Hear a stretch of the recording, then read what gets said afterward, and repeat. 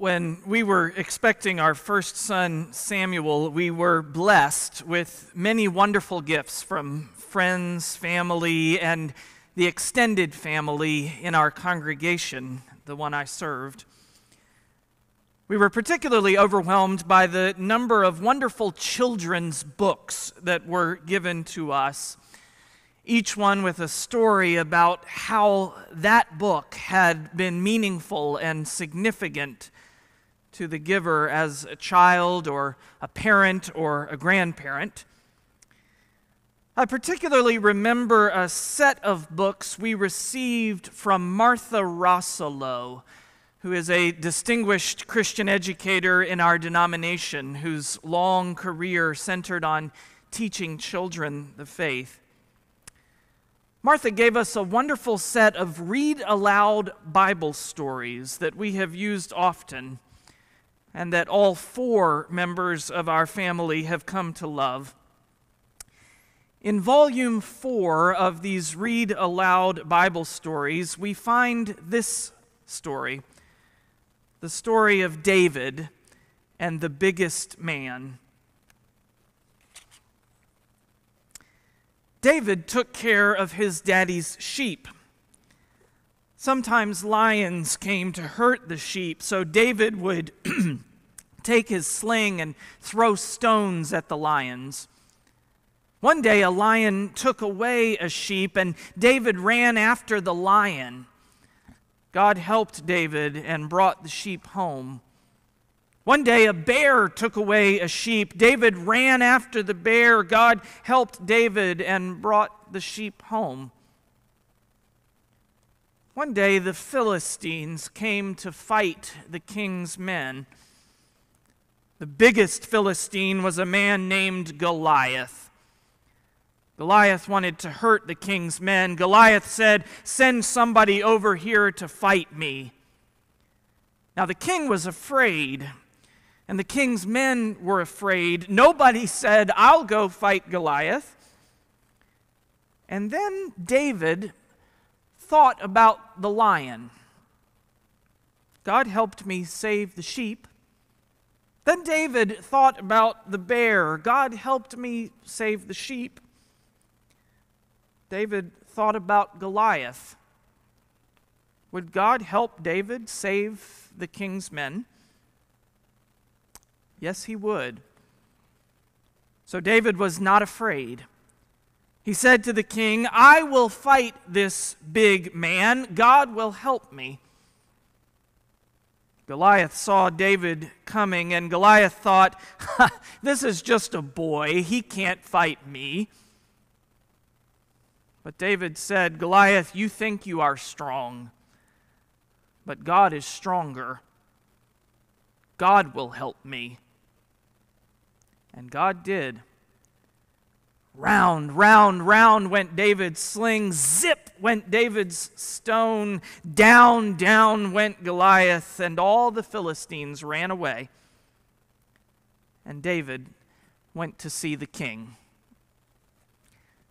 This too is the word of the Lord.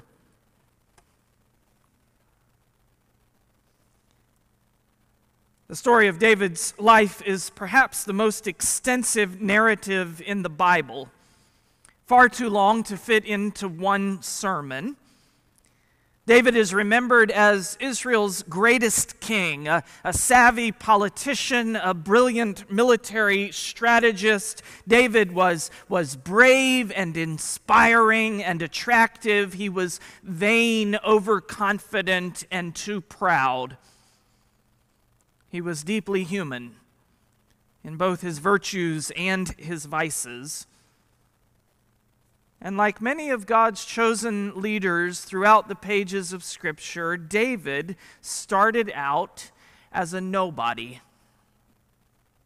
He was chosen to be Israel's king by God through the prophet Samuel, but he was not even the prophet's first, second, or third choice. No, Samuel's instinct was to choose the biggest candidate, the strongest candidate, the one most likely to lead God's people in battle. God redirects the prophet with this memorable command: do not look on his appearance or on the height of his stature, for the Lord does not see as mortals see. You look on the outward appearance, but the Lord looks on the heart. And so, against his better human inclinations, Samuel anoints young David to be king. That's a role that he will live into further into the story. But Israel is in serious trouble right now. In chapter 17, they are engaged in an ongoing, never-ending war with the neighboring Philistines, and it's not going very well. The two armies are eyeing each other from hilltop encampments across the Elah Valley. The story is filled with the kind of dynamic tension, nonstop action, and yes, more than a little violence. So you might wonder, why do we teach this story to children? Why do they love it so much? It's a question I've been contemplating this week.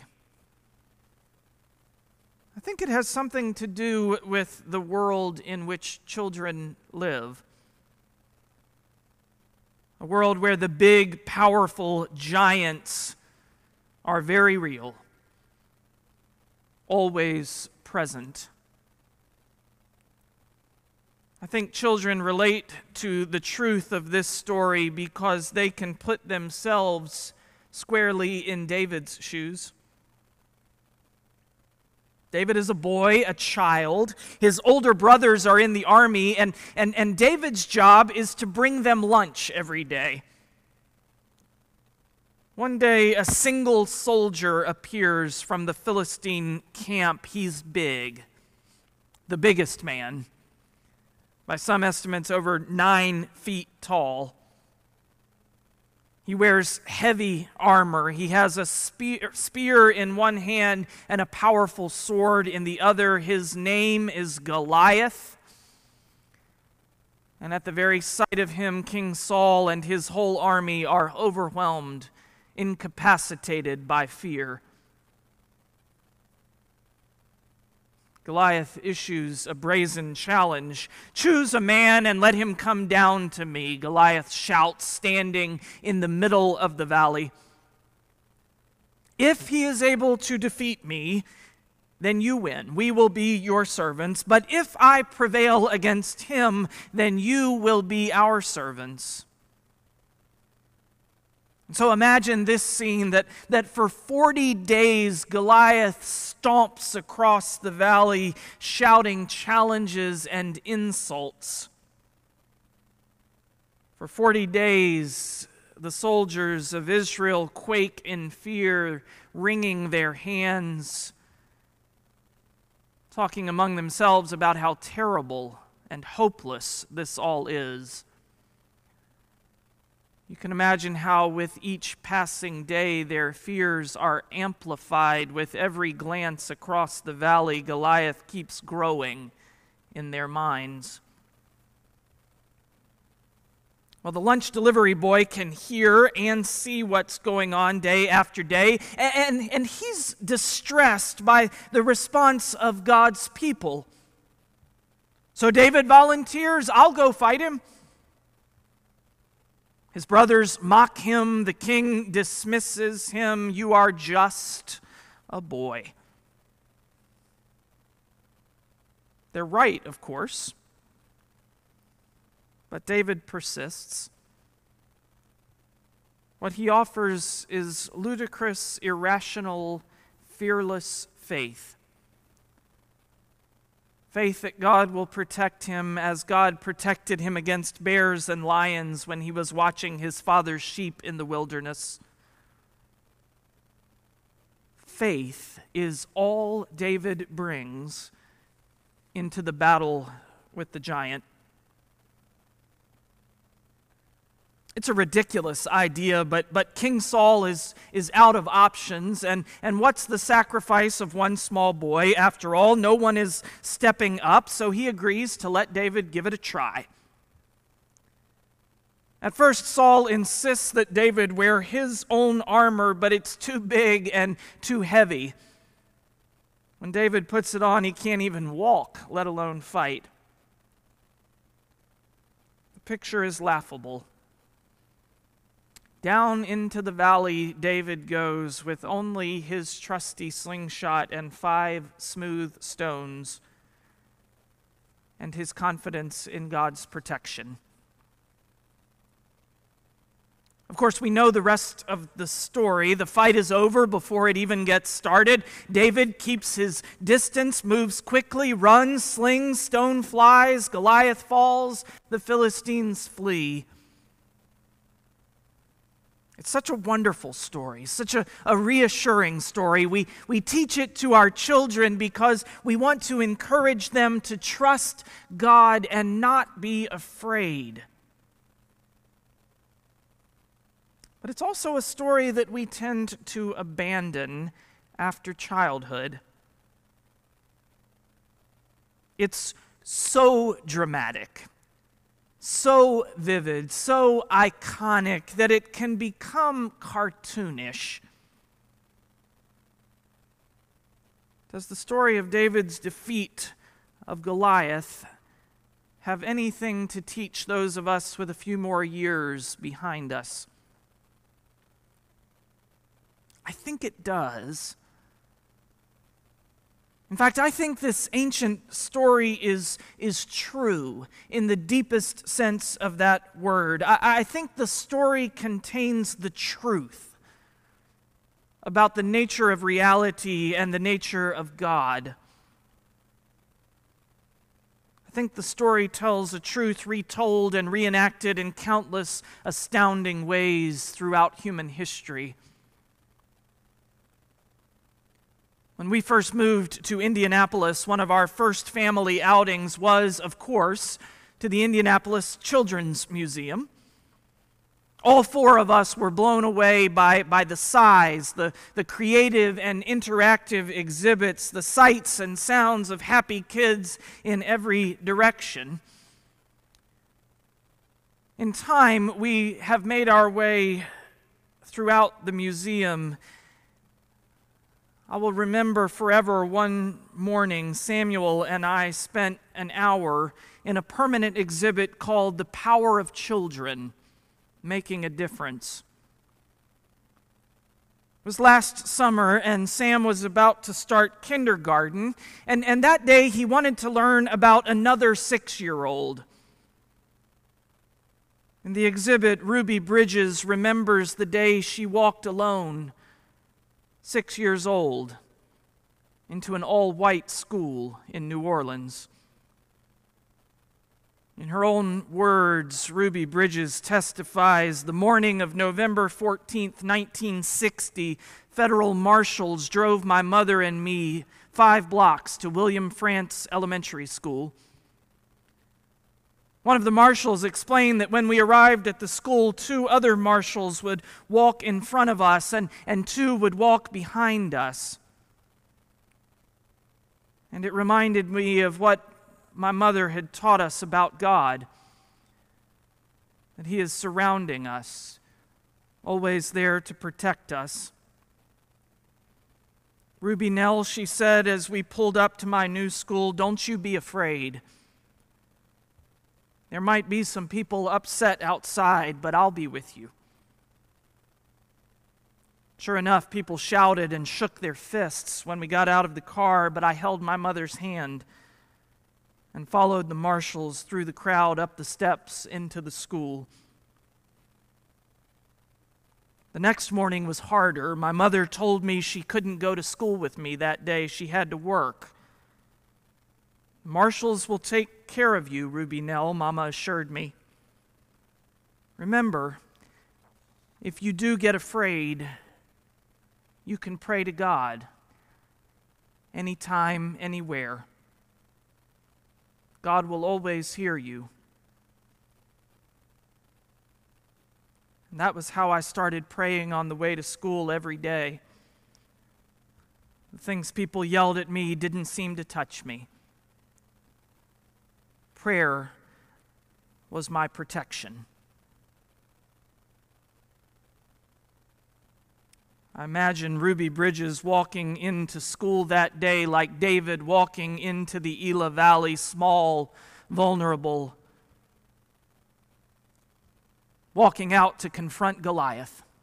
Absolutely sure of the rightness of the cause, absolutely sure that they were not alone in it. You see, the truth of this children's Bible story is that these things happen. 6-year-old girls confront centuries of racism and the laws of the state, walk through crowds of hateful adults with nothing but pure faith and the power of prayer to protect them.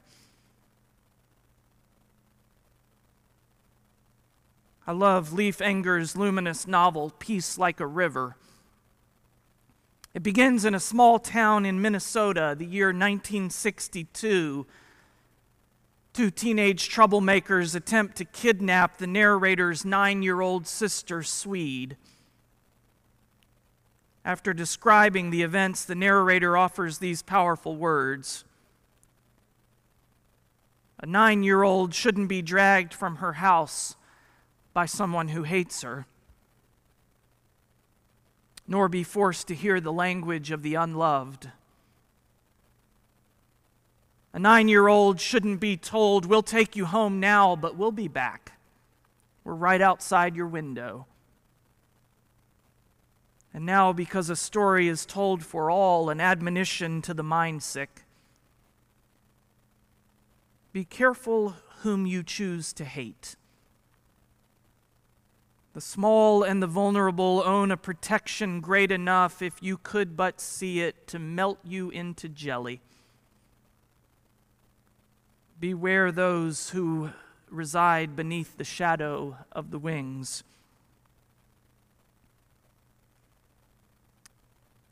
This, I believe, is the very sturdy, if sometimes unseen, truth of this memorable story.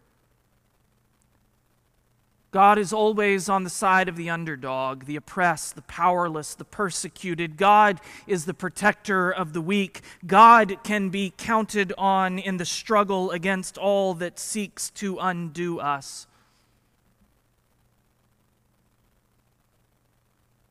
So if you want to discover the meaning of this ancient story, let Goliath be a symbol for all that is fierce, intimidating, and scary. Now look, be as specific as you can and name that giant that you must face.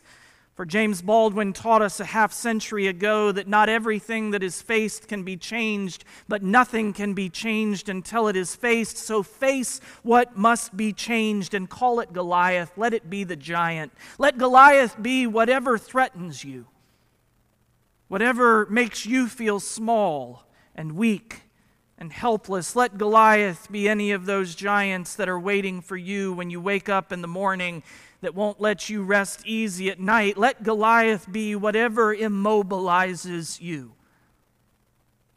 Fear of an uncertain future, of failure, of risk, of intimacy, of loneliness, of lost relationships, of meaningful work, of aging, of vulnerability, of meaninglessness. Let Goliath be the fear of speaking up for what is right, lest you be labeled, pushed down, silenced, or shamed. Let Goliath be those very real giants looming above you. The diagnosis you didn't expect, the news you can't process, the demands that have become too heavy to carry, the never-ending responsibilities, the unrelenting challenges. Let Goliath be the powers and the principalities that oppose the way of God in this world, the systems that divide us and oppress, the ingrained structures, the ghosts of our past that impede on our present and block the path to a brighter future. Let them be Goliath. Let Goliath be the reality you were taught not to question, the circumstance you've been told cannot be changed. Let Goliath be the headlines that only tell of hatred, of violence, of terror, of destruction, of lives cut short and families in the grip of grief. Let Goliath be that final enemy, the power of death itself. Not just physical death, but the erosion of death, of hope, of faith. Let Goliath be the fear that lurks behind every other fear.